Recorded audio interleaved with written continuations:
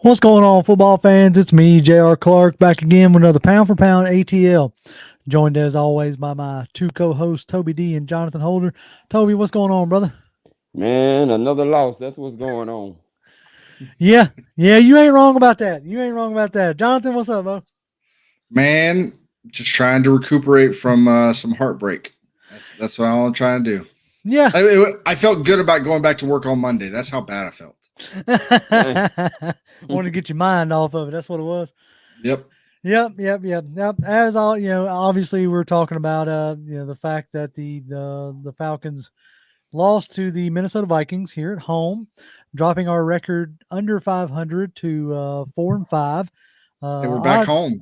Yeah, oddly enough, this should be a very familiar feeling at this point in time of the season. We have been 4-5 at this mark of the season for the past 3 years. So nothing new under the sun, so to speak. It was, man, there's a lot to talk about, a lot to get into, a lot of very aggravated fans, myself included. So I guess without much further ado, we might as well just go ahead and get into it.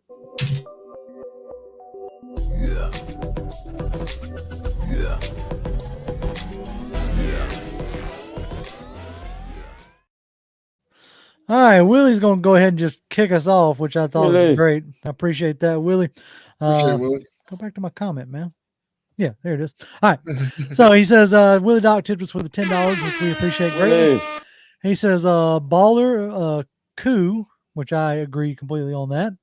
He says, Faller, A. Smith, he looks haggard in his presser. Honorable mention, Hodge. Cordell Hodge did have himself a pretty nice game.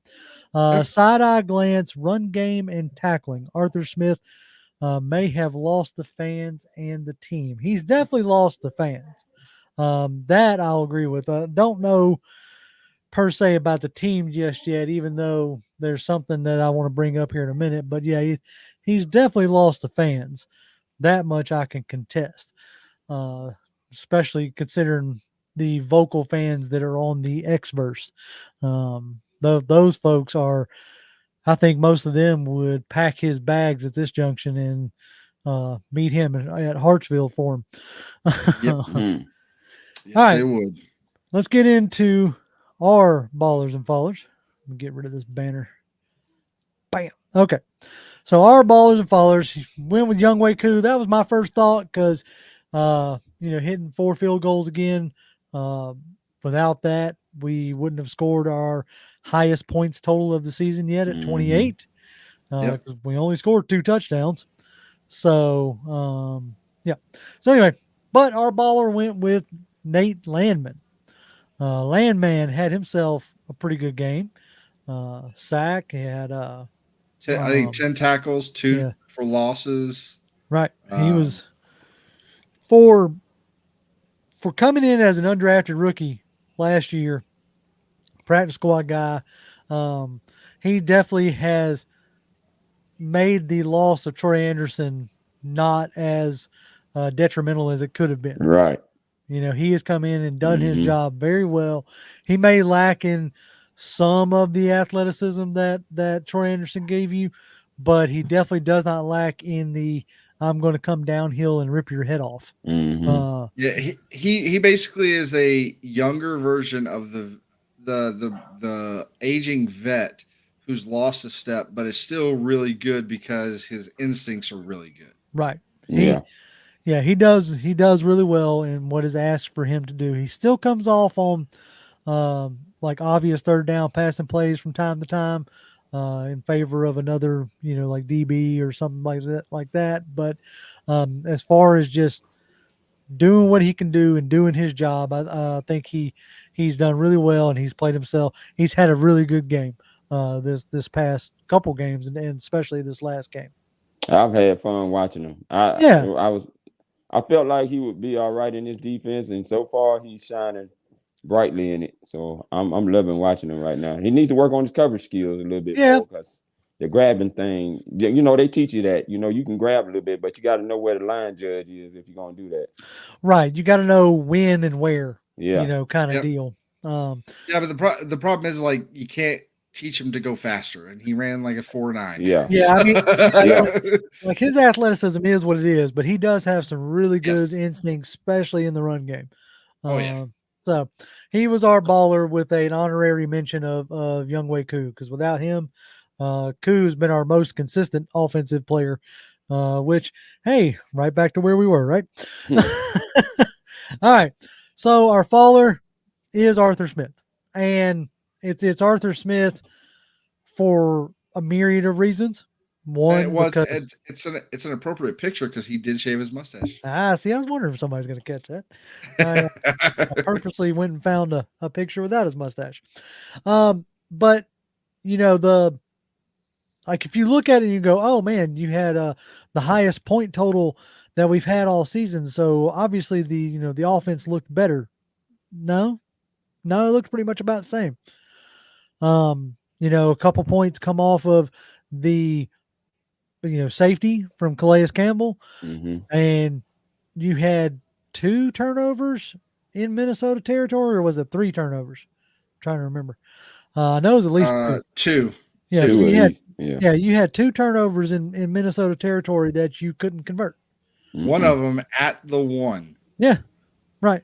So you had 2 of them that you couldn't convert, which led to just 3 points or on each drive. So 6 points total.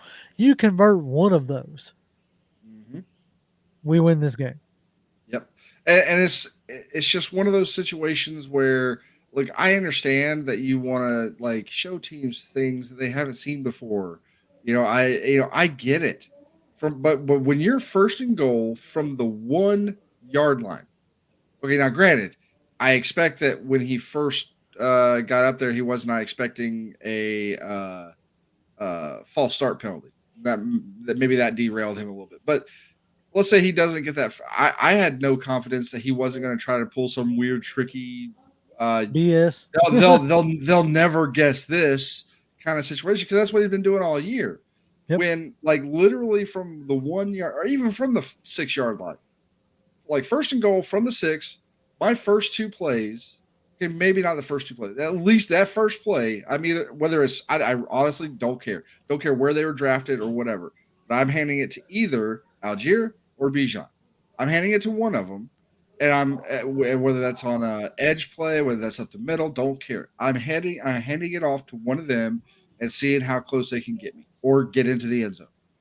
And then now on second down, we'll see what the result of first down is, and we figure it out from there. But like, especially if we had stayed at the 1, I'm pounding the rock 4 times.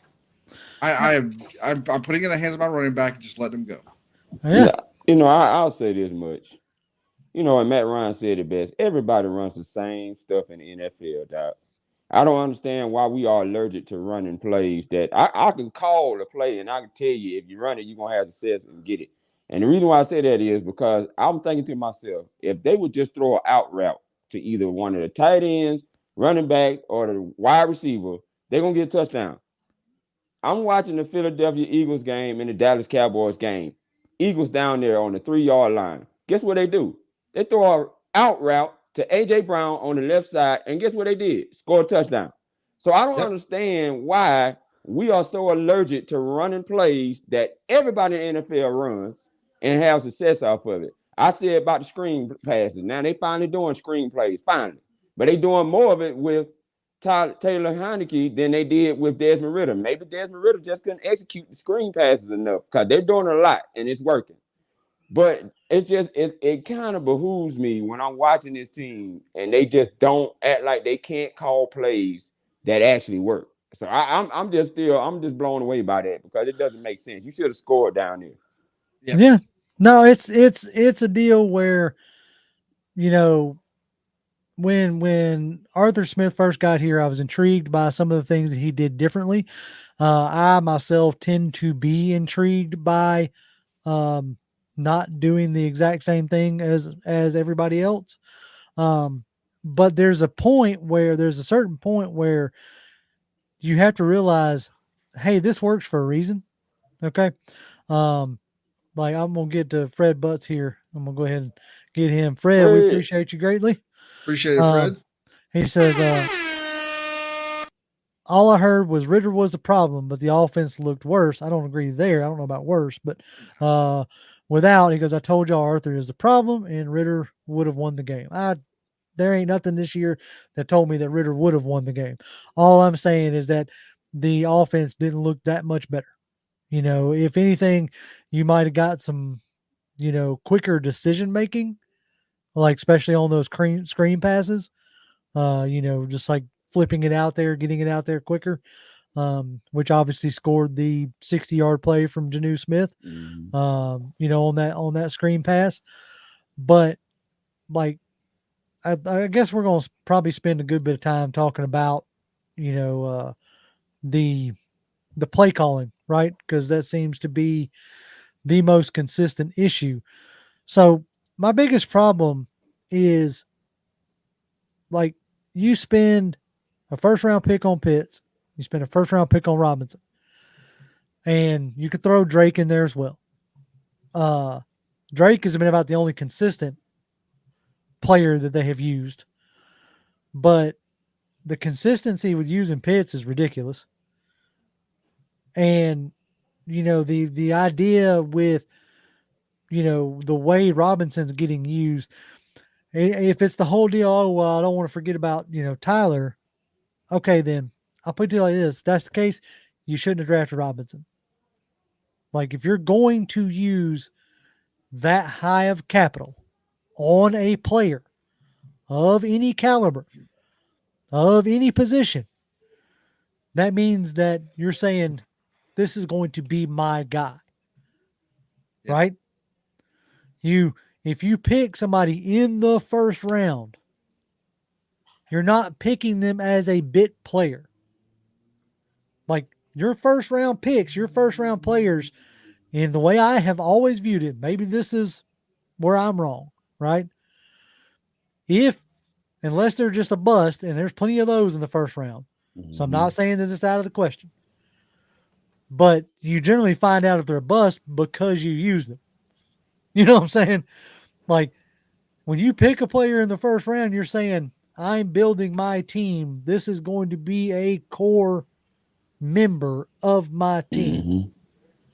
Whether it's an O lineman, whether it's a receiver, whether it's a cornerback, doesn't matter. Now, whether they work out or not is up for debate, because that's going to happen regardless.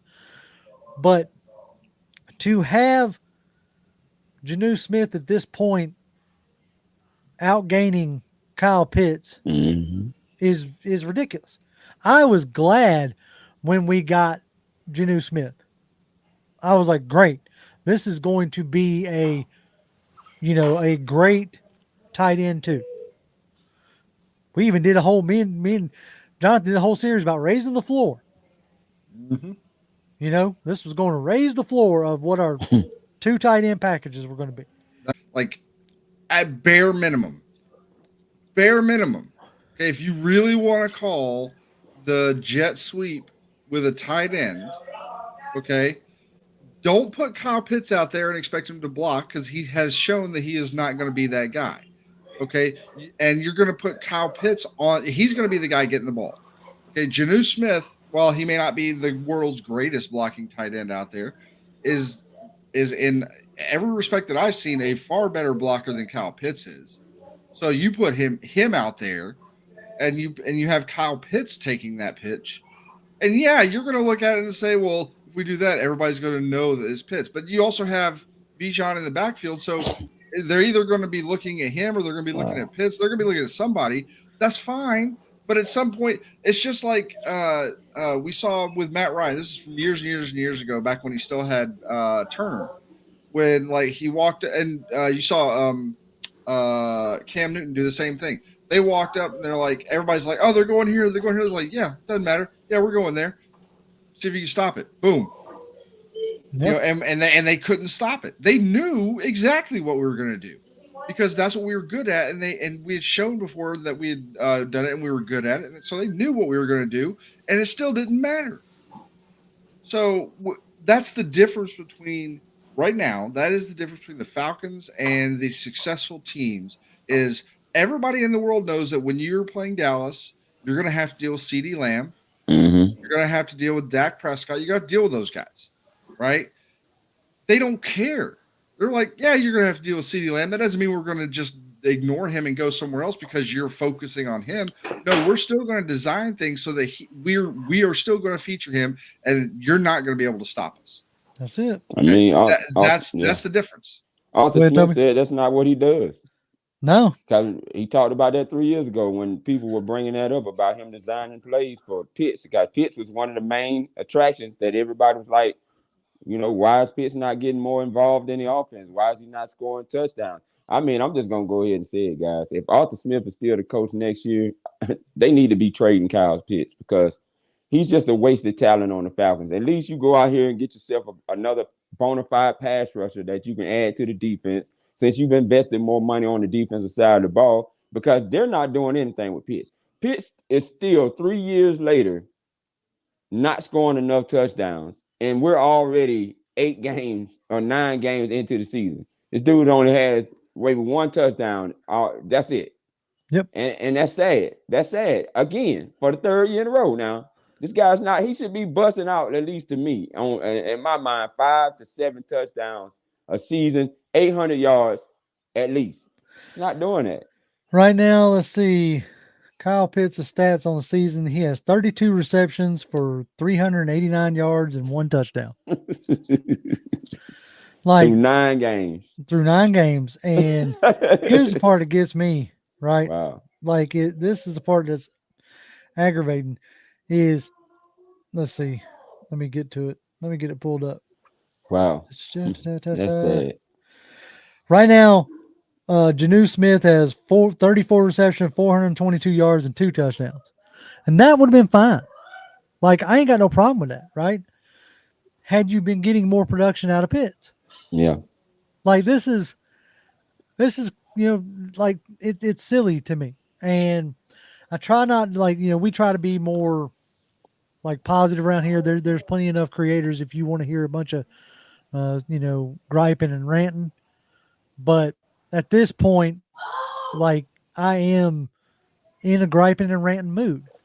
And because I know I don't take it personal per se, but this is the guy that I wanted, right? Smith was a guy that I thought could come in here based off what he did in Tennessee, how he used the players that he had in Tennessee, the type of offense that he was running, a very balanced offense, great in red zone execution. Mm-hmm.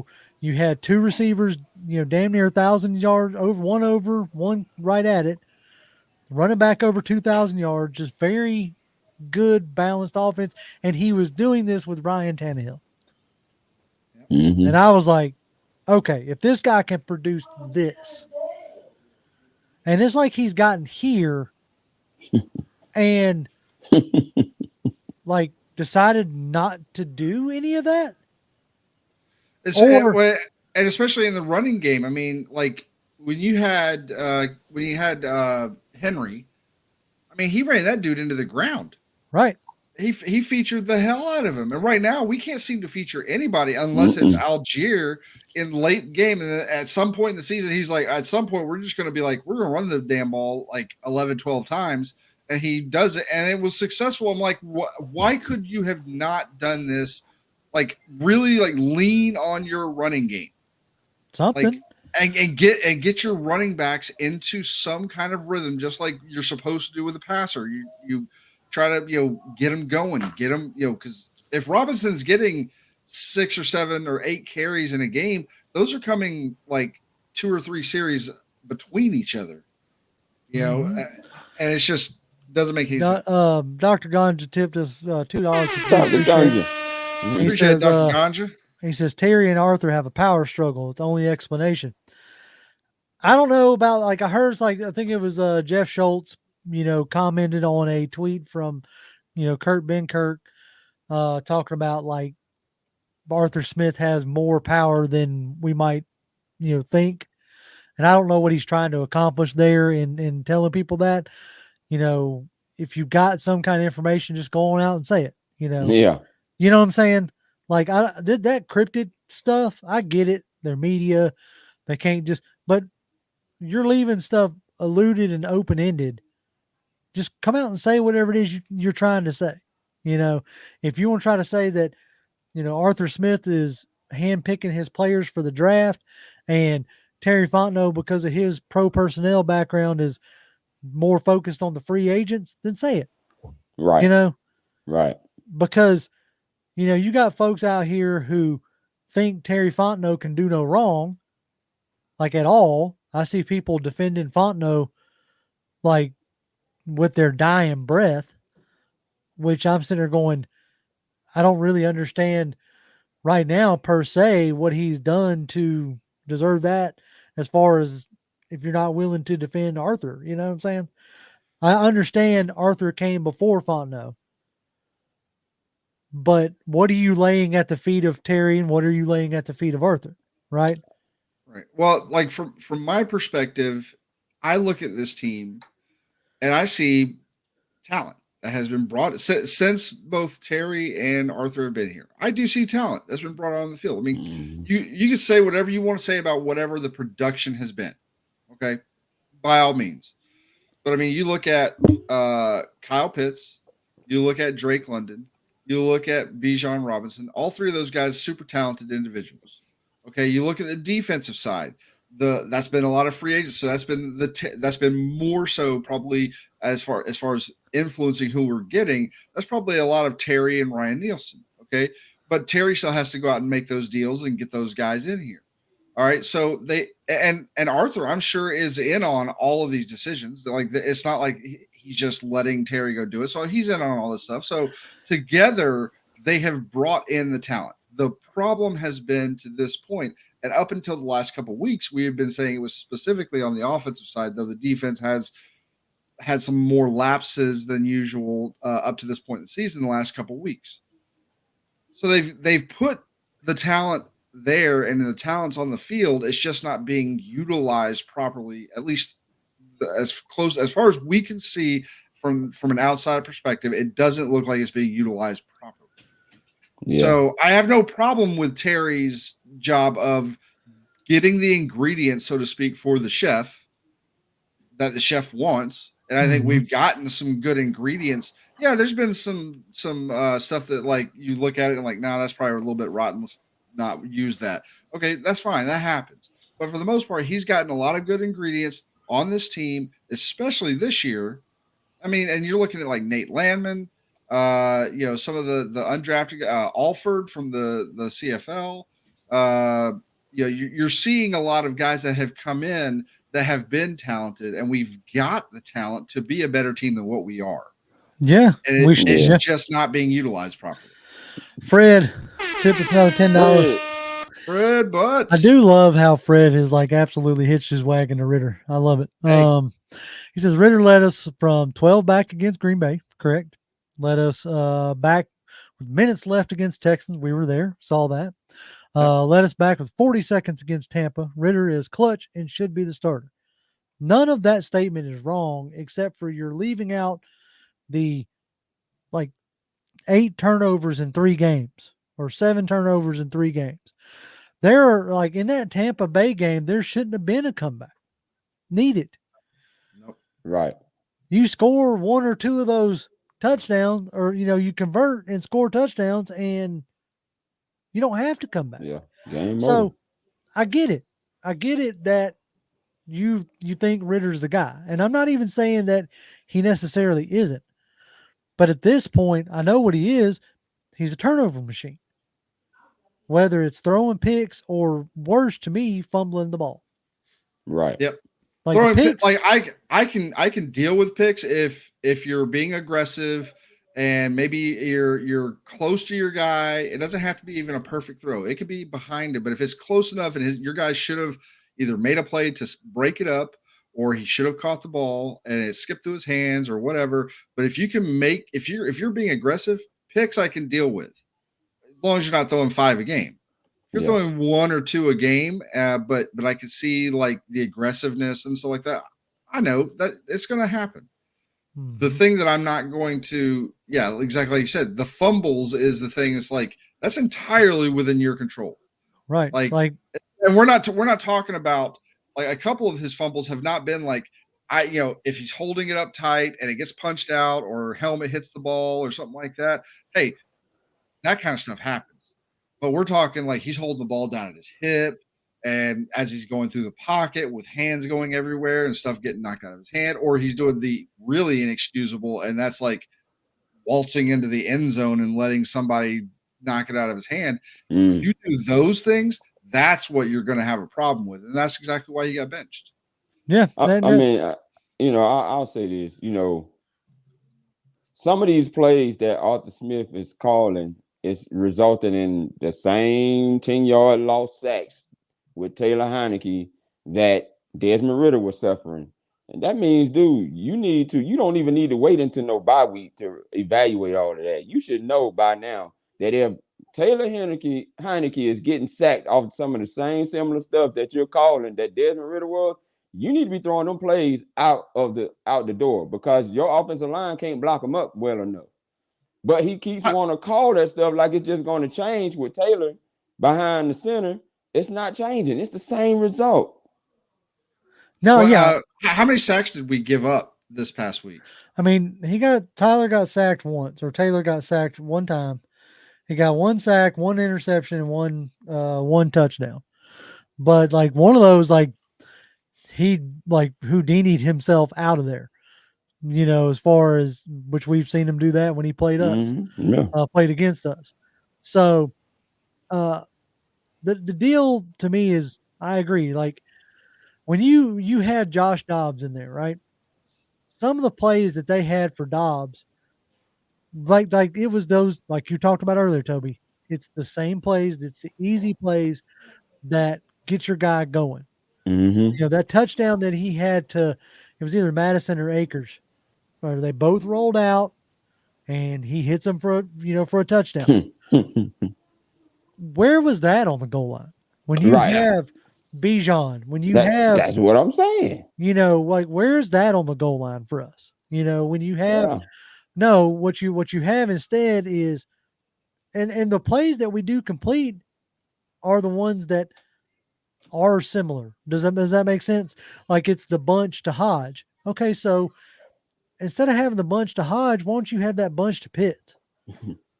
Or why don't you have, I ain't seen one single solid Texas route or Texas angle with the running backs coming out of the backfield. Yeah.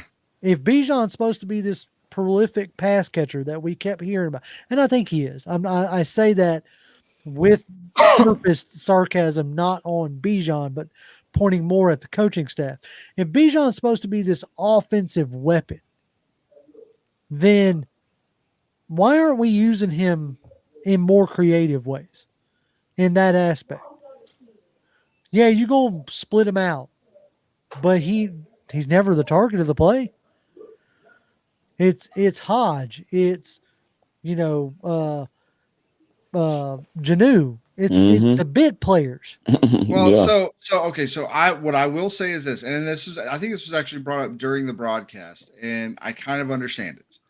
Okay, when you look at it from the perspective of Taylor Heineke, okay, up until this past week, whenever he did get reps, all of his reps was on the practice squad. So he was throwing to guys like Hodge. He was throwing to guys, like Janu Smith. Those were his wide receiver ones and tight end ones. Like those were his guys. So he's probably got a much better rapport with those guys than he does with maybe a Kyle Pitts, than a Mac Hollins, than any of the other guys. Just because he's probably got more reps with those guys in practice than he does anybody else. Yeah. So now I'm not saying that as an excuse as to why, and maybe Arthur Smith had that in his head. Like he's trying to make it as easy for his current quarterback to transition into being the starting quarterback. I don't know. Okay, I really don't. I'm not sitting here trying to toot Arthur Smith's horn. I'm not trying to make him seem smarter than anybody else because he's does that enough for all of us.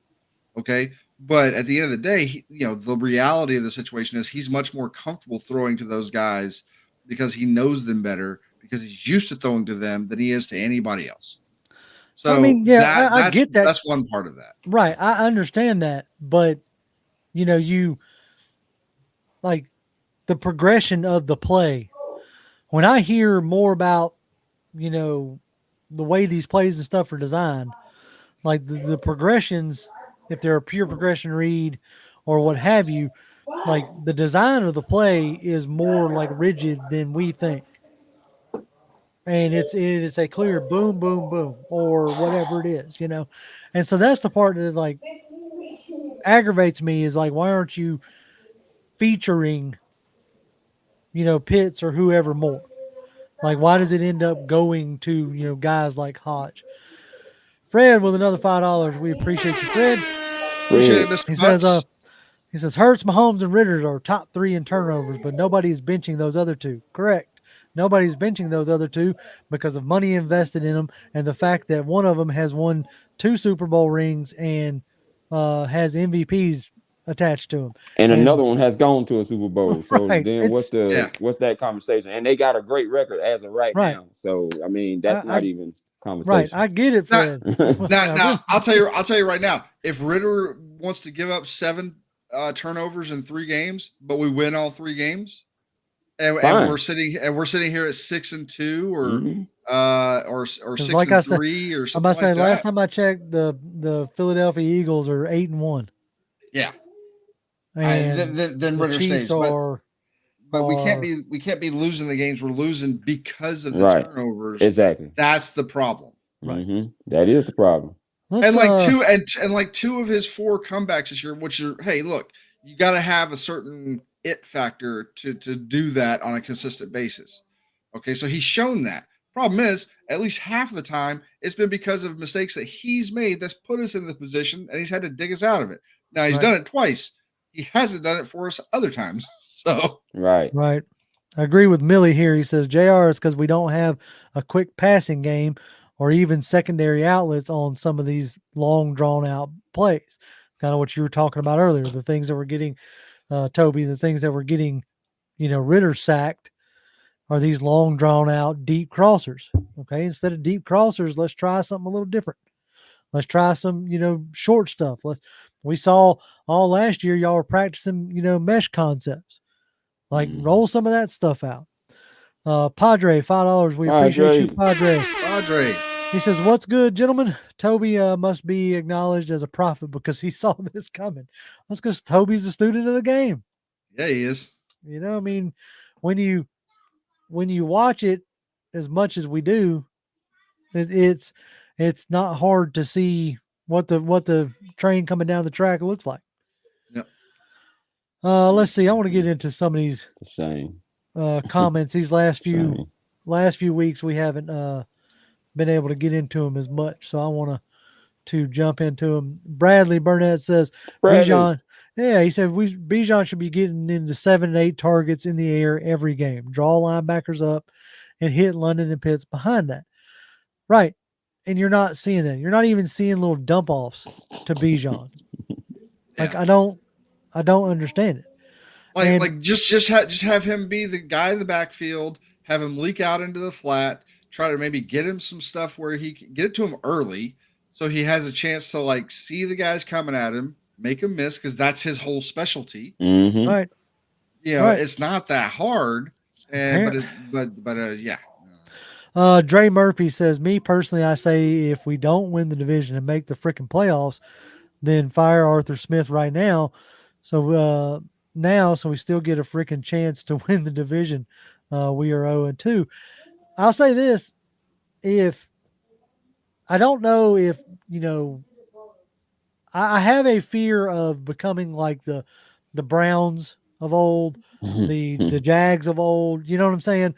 Where every 2-3 years they're completely cleaning house type deal. But there's a part of me that says if we don't have a winning season, then I'm really going to start looking at it because I don't know of any coach who has gone 3 years in the NFL without having a winning season that has then went on to be a good coach. Like somebody, maybe Pete Carroll back in the day, but he went with a stint in college for a good chunk at USC before he came back. Yeah. Maybe you could point at him, but in the modern era, I don't know of any coach who has started in, sub-winning seasons that has went on to produce. You see what I'm saying? And so that's the part that bothers me. Dave Joseph says, is trading Pitts for Jalen Carter and a second round possible? What is Jalen Carter going to do for you? Honestly, I'm not even trying to be a smart aleck. I'm really not. Because I saw this being floated around, earlier. Jalen Carter doesn't fix the coaching situation. No. Jalen Carter maybe makes you feel better about losing Grady. But outside of some scrambles and like a few little mental lapses, the defense actually played pretty good. Up until that like last minute and a half in the fourth quarter. So but again, I labeled this particular like thumbnail, I did the quote, the whole missed opportunities. If you convert those 2 turnovers in the red zone into a touchdown, that 31 points, yeah, you look at it and go, dang, we gave up 31 points to Josh Dobbs. We need to get it together. But it ain't you don't lose the game. Mm-hmm. Yeah. MJ says, Jonathan Toby, question. Is it time for Arthur Smith to go? Can we possibly go into next season with him? Toby, I'll let you start off with that one. No, it's not time for Arthur Smith, not yet. I want to see it through. I want to see if he can turn his team around. Now, I am concerned about some of what I told y'all before, some of the trends that he's carried over all 3 years, and it's evident because 4 and 5 again. Right. So there's obviously some things that he still hasn't figured out, which keeps leading us back to this point right here. So he got to figure that out. I don't know how he's going to figure it out. But I'm curious to see if he can, okay? If he can finally figure out what he's been doing wrong these first 2 years, that's leaking over into the third year. And if he can figure it out, then no, it's not time. Let's give him a chance to see if he can finally figure this thing out. But I'm gonna say no right now. There's a part of me that's really there with you on that. Like, I want to see, especially the rest of this season. Can you figure it out? Can you get going in the right way? But Tony Lambert brings up a good point here. It says Taylor threw the ball 38 times on Sunday, right? Mm-hmm. Arthur has lost himself trying to prove that we can pass the ball. There's a part of me that feels like he's trying to be the smartest guy in the room, or somebody over there is trying to be the smartest guy in the room, whether it's the combination of him and Ragone or whatever. And you need to get back to doing what you can do. Mm-hmm. There's part of me that thinks, at least in the past couple games, that, and I'm going to joke when I say this and even shake my head, but he wasn't able to properly replace what Parker Hesse did for him. Yeah. In the run game. You had Keith Smith, and you were running that. I was prepared to do a whole video on the king and queen looks. That we've been showing. But after rethinking about it, I figured it would be a waste of my time. But that's what they're trying to run out of, is the king and queen looks, where last year we were running a lot out of those diamond looks because you had Keith Smith and you had Parker Hesse. And the diamond looks with the pistol formation kept folks guessing on which direction we were coming from with the run game. Well, with the king and queen, you're tipping your hand a little bit more. You're still trying to get that misdirection with the pistol look, and why you see them, as soon as they get the ball, they immediately turn around, and then you go to, it almost looks like they're confused. They're not confused. They're trying to throw off the defense with that initial turnaround. And so I think they're misfiring, and it sucks that they're misfiring 9 games into the damn season. Yep. Like this should have been ironed out by now. and it's not. Willie Doc with another $5. We Yeah. appreciate that. Hey, Willie. He says, which is likely to happen first? Smith gives up play calling, or B, Smith gets a new OC, or C, Smith gets fired. Love to hear each panelist's thoughts. All right. I'll start with this one. I think getting a new OC happens first. And I don't think that means it's play calling. I think that they just get another voice in the room kind of thing. Toby, what do you think? I think he's fired. I mean, look, man, the last two coaches we've tried that. I mean, Mike Smith, he changed coaches, defensive coordinator, and Mike Nolan and Dirk Cutter. Okay, it worked for all of one season with those two guys, and after that, it sucked. I mean, Dan Quinn went through the same thing, changing coordinators, and look where that got us, nowhere. So, I mean, for you to do that a third time after seeing that trend doesn't work alone, it's just a temporary fix. I think you just go ahead and you can them if that's what it comes down to, because it's no point in trying to get another OC to come in here and think that that's going to turn things around, in my opinion. I got you. All right. Jonathan, what's your thoughts on that? Which one do you think happens first? I think it's to get a new OC, and I think it's a combination of A and B. If there's not some change at, say, after the bye, let's just say after the bye he decides, hey, I'm going to help set up the playbook, or the I can't think of the word right now, the game plan. Me and Ragone are going to sit down and do it, but then I'm going to let Ragone call the plays. Okay, and that way I can focus on whatever you think of Ragone, but that takes something off of his plate on game day, so he can think strategically instead of tactically, right? While still being able to, just like any other coach, like he has final say. So OC comes in and says, "I want to do this," and the coach is like, "Nah, I really think we need to go this route." Then he still has that opportunity to do that, right? But at least I think that he may give up play calling duties if the offense doesn't show any kind of a change of pace before the break. All right. If things don't work out after the bye, I think in the offseason he goes out and tries to find an OC that he feels like could get the most out of what he's got and what we hopefully are planning to get. All right. But either way, I think all of that, either one or both of those things happens before he gets fired. Because again, just like JR said earlier, I just don't think we want to be into the same position as like the Cleveland Browns of the NFL. We don't want to be that, and we don't. It's not necessarily from a fan's perspective. It's more from a future hiring perspective as well. If a prospective hire doesn't think that he'll have enough time to come in, try things a certain way, try to learn from that mistake and adjust and get better from it.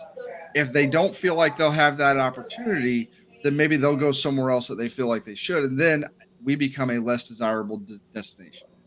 All right.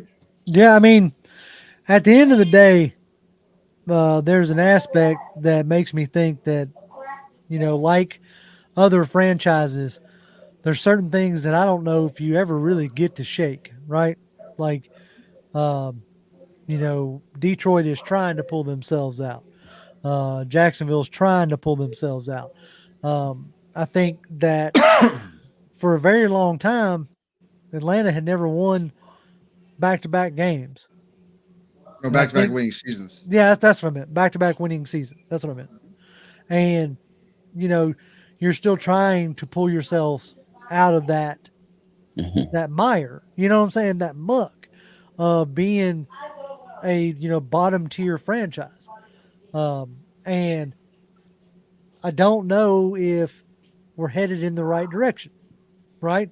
That's why, the title of the show, we're headed out west, but in the wrong direction, I feel like, and my real concern at this junction is, okay, so if Ritter isn't the guy, and you could say he is or isn't, we still ain't 100% there. If he's not the guy, obviously Taylor's not the guy. He's a bridge at best. Taylor's not the guy. Do we trust this staff with developing the next guy? Nope. That's my concern, right? I don't. Right. That's my concern is, like, say if depending on how you view this upcoming draft class that you got, four guys that you might be willing to draft. Say you want to sell the farm to go up to get Drake May or Caleb Williams. Like, as anything we have seen for the other first round picks that we have used, make us feel any better, about them developing a quarterback. Like, that concerns me right now. Like, I'm going to have to, these next, 9 games or no, 8 games, these next 8 games is going to have to show me something different that's going to make me feel like, okay, if we give them a bona fide quarterback, that something's going to change. Like, I keep seeing this going around. Kiriam says Justin Fields will be a Falcons quarterback next year. What makes you think that? Like, they had an opportunity to draft Fields. And they did. And they didn't. Yeah. Now at the time you could say, oh, well, they felt like they wanted to see what Matt Ryan would give them. Maybe. Right? But you had the chance to draft Fields and you didn't. What makes you think, and what have you seen from Fields really in the 3 years he's been in Chicago that makes you think he's a bona fide franchise quarterback? Take away, if you can, the fact that he's from Georgia, the fact that he started his career at UGA. If you can remove that from your mind, what makes you think he's going to be a franchise guy? Right now, what you're giving me is, more ticket sales. Okay, that's fine. But what does that do for the team? Yeah, who cares about ticket sales from a fan perspective? Like, I don't care about ticket sales. Oh. Okay. Now, from a business perspective, sure. But from a fan perspective, like, is this guy going to help us be better? Nothing. And I mean nothing that we have seen outside of maybe like 2 games. He's had maybe a few 3. Maybe 3 games out of his entire 3-year career so far has he shown anything. The rest of the time, like a lot of the times this season, that dude has looked lost. Right. So what makes you, if he's looking lost up there with, Luke Getsy, who at least for a game or two took a Division II quarterback and made him look somewhat competent. If he's looking lost with Getsy, what makes you think here in Atlanta, where, like, what I'm saying? What makes you think that he's going to look any better here? Right? I say the same thing when I see the name Kyler Murray pop up. Right. Like, he's had like one good season that he started good, and then at some point it went downhill, and he's kind of never recovered from that. And yeah, he's been injured for the past year, but like outside of the one good start he had very early on, that dude has not looked anything. The only reason why we're scared of him coming this weekend is because we're Falcons fans and we're used to being scared of guys that are making their season debut or career debut or whatever. I want to address this with Gabriel because I've seen like Ben Johnson's name. He's the hot name right now, right? What makes you think, like, what gives you the confidence? And I'm not trying to be sarcastic here.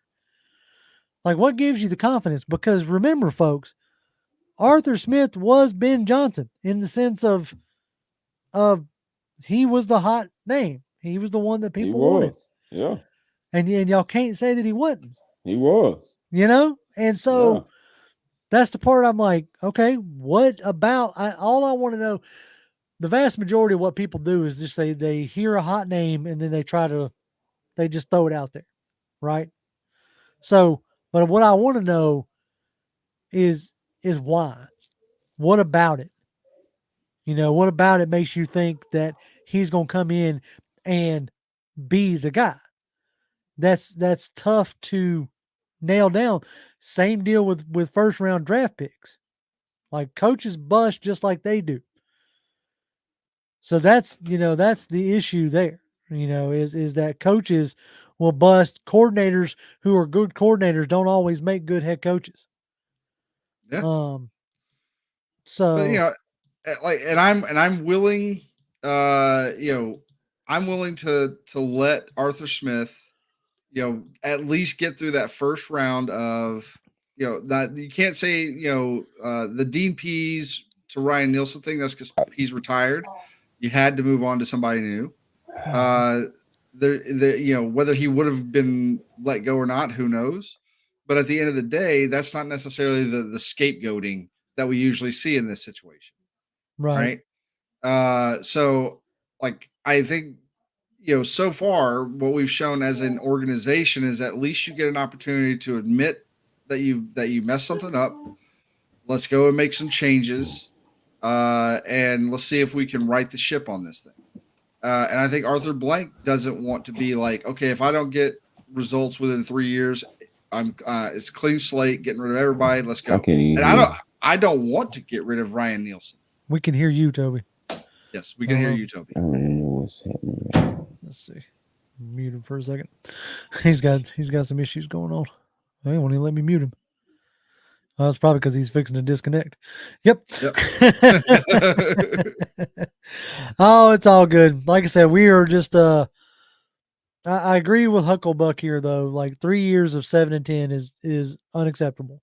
Like I will grant the first 2 years because of roster, cap space, all that jazz. Even at the start of the whole season, I did not want to say it was playoffs or bust. What I said, I wanted to see marked improvement this season. And so far, I have not seen marked improvement. That's the part that is concerning to me. Is not seeing marked improvement from the product on the field. So that like I said, that's the part that concerns me. Let's see.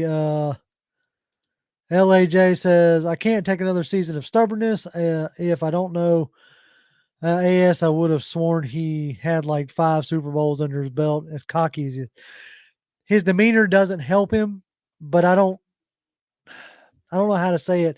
I think more people buy into that and worry about that than necessarily should. Like, I think people are putting more on his, I don't care about fantasy football and, the comments that he makes from the pulpit, don't endear him to the fans. But let me go ahead and call it. If he was standing up there saying the things that you wanted to hear, it wouldn't change the fact of what's going on the field. Yeah. And on top of that, if he's saying that, if he comes out being like, I don't know, like I screwed up, like it's all, it doesn't matter what he says right now. The team's not winning. All right. If the team's not winning, he's going to say whatever. And either they're going to say, oh, it's PR speak, or he's too arrogant, or he's too this, or he's too meek, or he's too forceful, or whatever.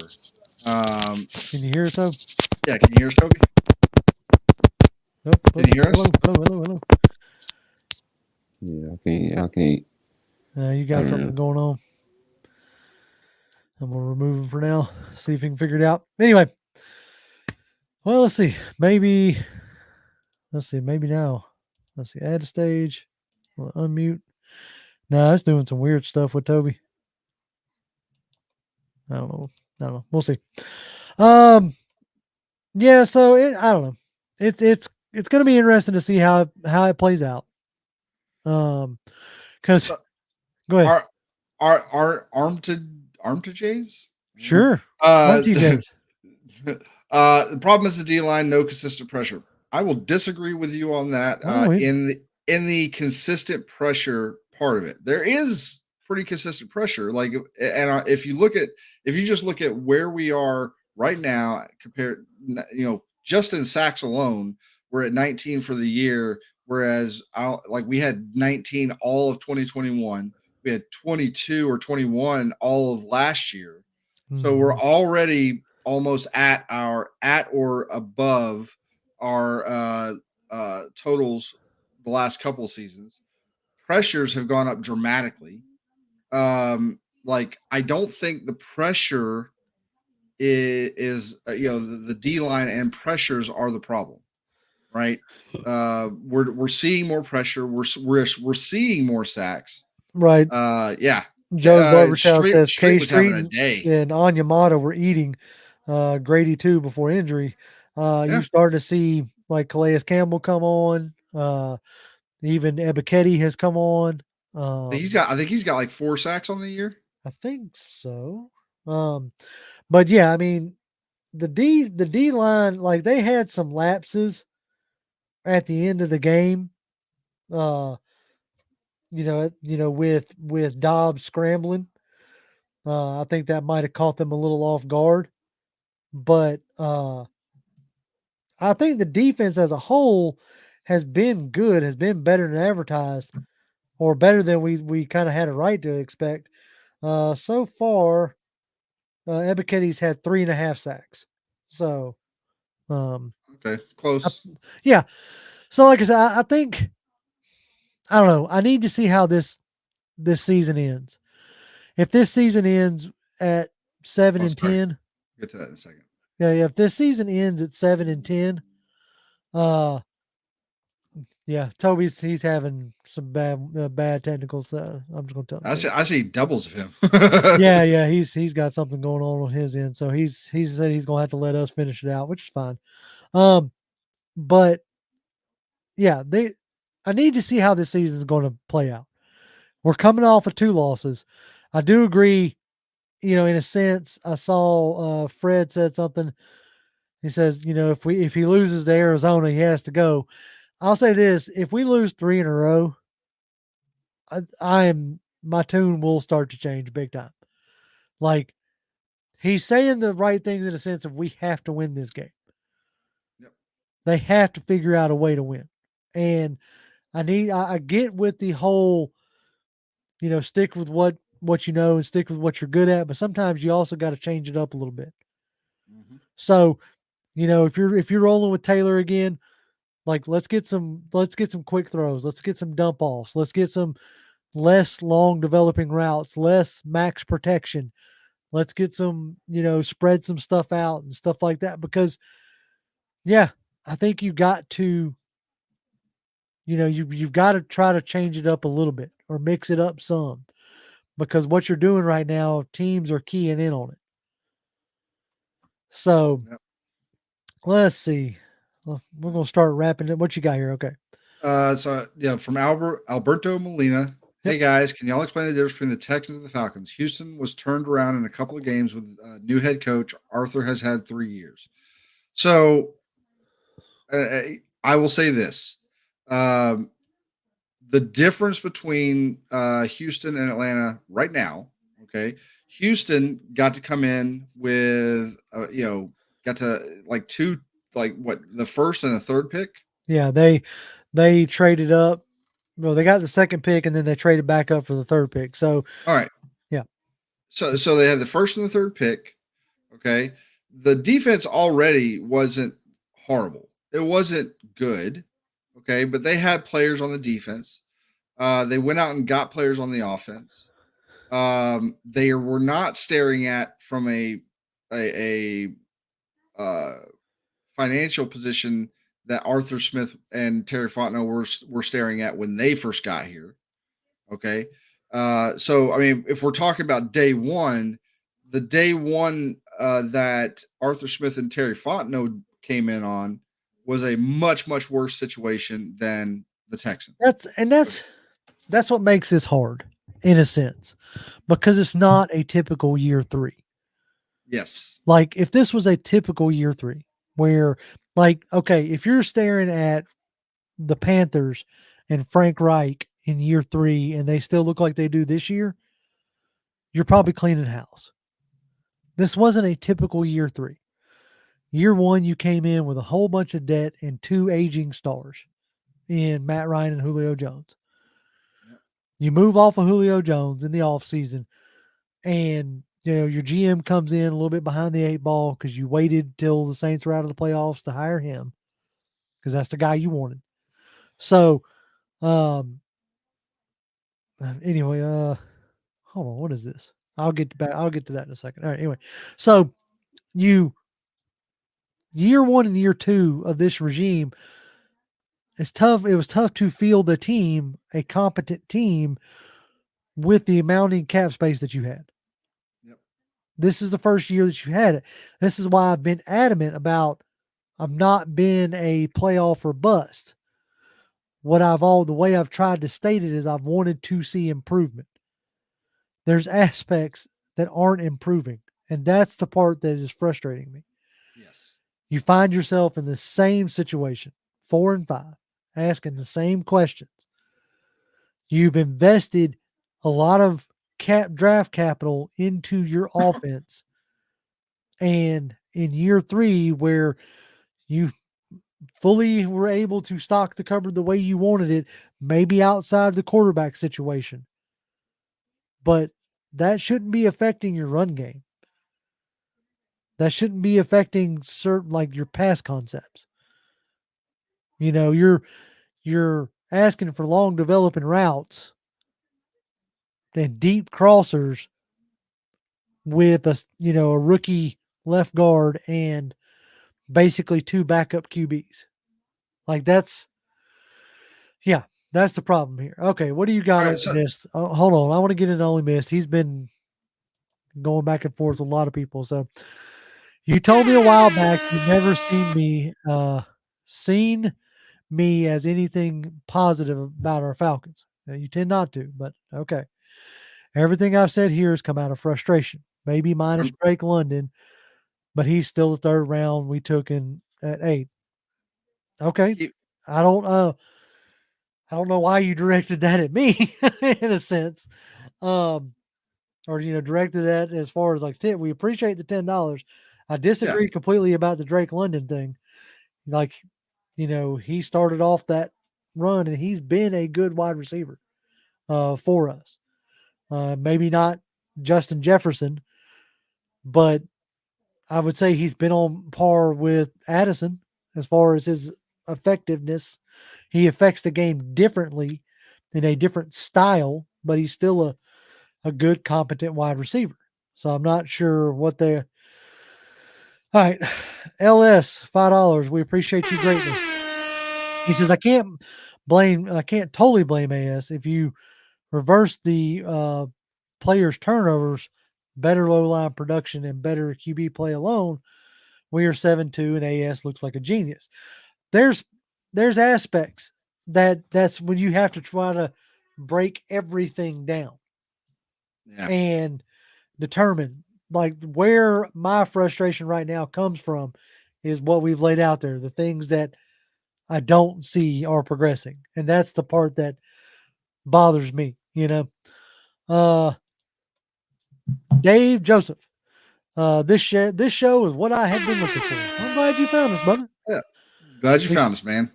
We try. I saw somebody say something to the effect of like the Falcons have no excuse; they have the easiest schedule. And all I will say to you is from somebody who plays in the league, and somebody who we all, at least I would imagine, me, JR, Toby, if he was still here, and just about most people in this chat would agree, is what I would consider to be a good player on this team, and that's D. Alfred. D. Alfred responded to a tweet about that. He's like, this is not Madden. This is the NFL. There are no easy schedules.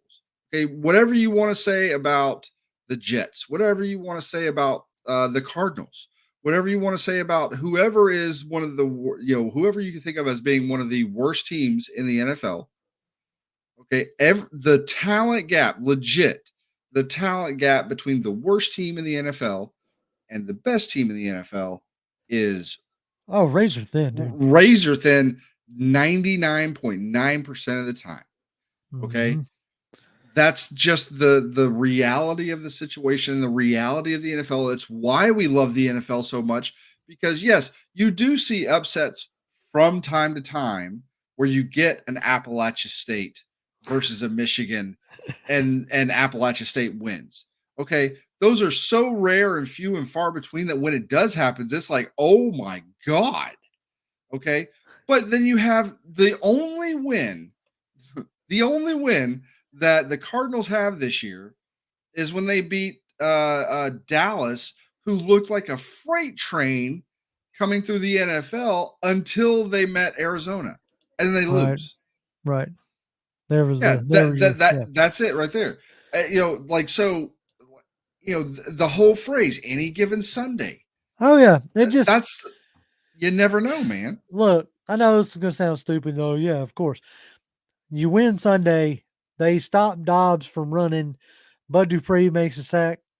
We don't.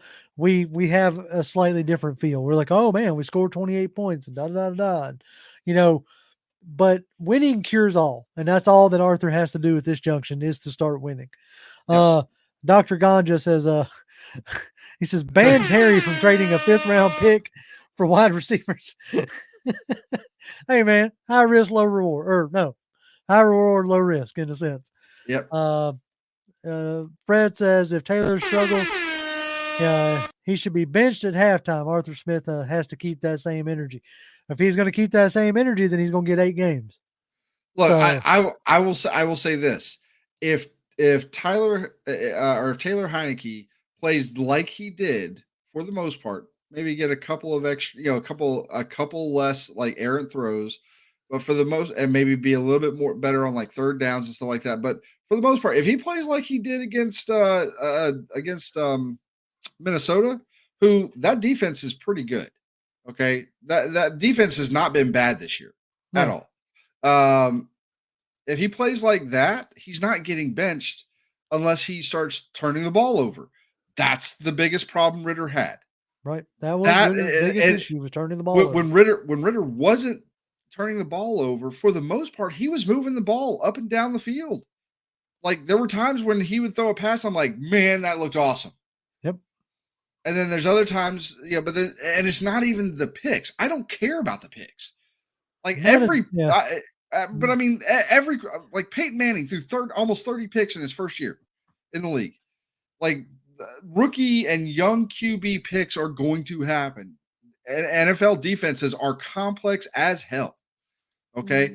That part, look, you're going to get deked out by a safety, whatever. You're not going to see a guy.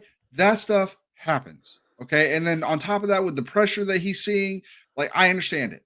But at the end of the day, the things I will not condone and the things I can't get behind are the fumbles. And especially when you have the egregious ones, like you're walking into the end zone for a touchdown and you let a guy knock the ball out of your hand.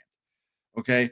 Holding the ball low to your body and not holding it up here. All the different things that you're supposed to do when it comes to ball security, when you're not doing those things and you're being punished for it because you're losing the ball. That's the problem I have. And you do it time and time again. And now you're in the situation that Ritter's in. Yep. That's the problem. Yep. I think, I think for the most part, unless Heineke blows up, like turns into a major pumpkin, he's probably going to be your QB for the rest of the year, I would imagine. Myself, and mainly because of the turnovers, whether you're like Dave, who thinks Ritter needs to cook a little longer, or me, who possibly thinks that, maybe Ritter reemerges somewhere else down the road. I mean, he's a 3rd round pick for a reason. I was hoping that, he would grasp and get further along, but maybe it is a deal where somebody put up here, and I think we got to start wrapping this thing up because you said you got to bounce.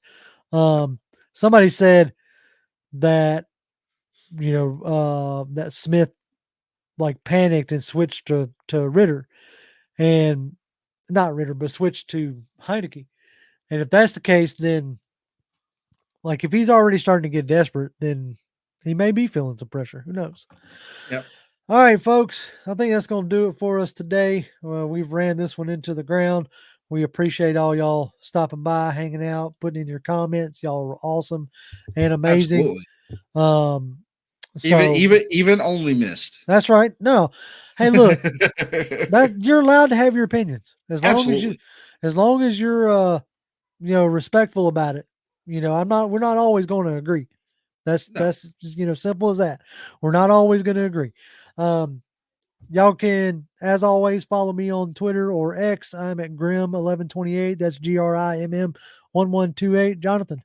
At Jonathan M. Holder. Come by, say hi. Yep. And you can follow Toby D at Toby D1991. Dr. Ganja's got a good one right here. He says he's already desperate, JR. He shaved the stash. We didn't even get it. I saw that and I was like, uh-oh. Yeah. Oh man. He even made the thing is like, if I get really desperate, maybe I'll shave, my head or something like that. Yeah. Hey man, look, if it gets a win, shave it all off. Okay. Yeah. As Albert says, we can agree to disagree. Good show. We appreciate y'all as always. For those who like it and want it, like the show will be on Spotify if you want to listen to it while you drive or whatnot. We might have something over the weekend. If not, we'll be back next Tuesday with a live show. And as always, Falcons fans, rise up. Rise up.